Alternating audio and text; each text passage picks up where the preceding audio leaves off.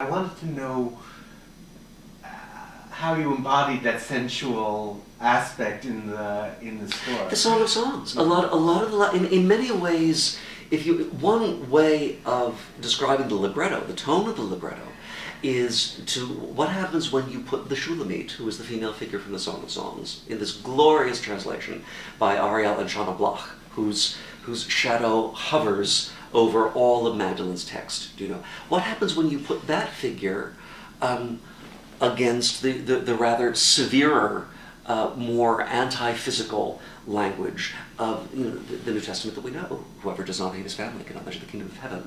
Do you know? I do not come to bring peace. I come to bring a sword. So I don't think I'm giving anything away to say that the Song of Songs language actually is persuasive in this particular scene, but because that language is itself so beautiful, it's a great gift to me.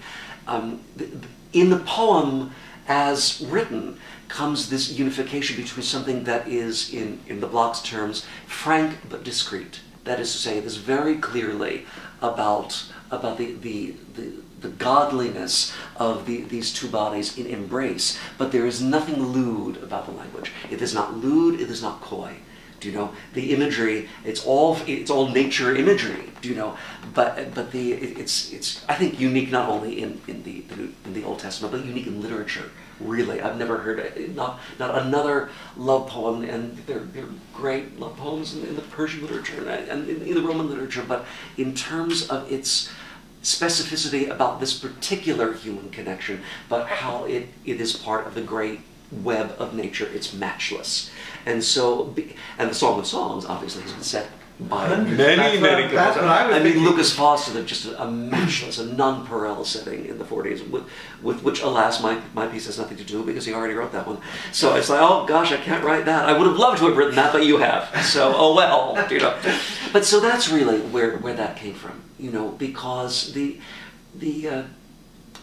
once you decide on that language as the solution to the problem of having these characters both psychologically contoured enough to be recognizably human, and yet with enough mystique around them, with enough missing from the portraiture, that you can understand how they would later have been enlarged into archetype, then you have the tone. You have the tone of the text and you have the tone of the score. And so once that libretto decision was made, I thought, oh, I know how this will sound.